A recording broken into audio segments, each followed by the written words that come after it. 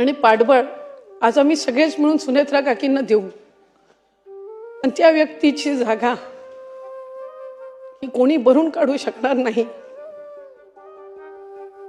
ते दुःख, ते खंत एक कार्यकर्ता म्हणून आमच्या सगळ्यांच्या मनामध्ये राहील.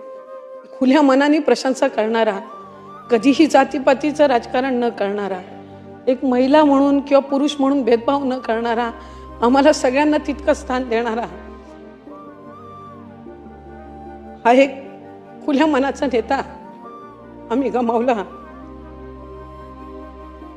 मी त्यांना श्रद्धांजली अर्पण करण्याची वेळ कधी आमच्या कोणावर येईल असं कधी वाटलं नव्हतं,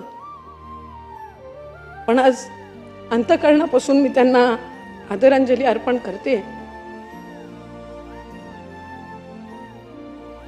एकच वादा, अजितदादा.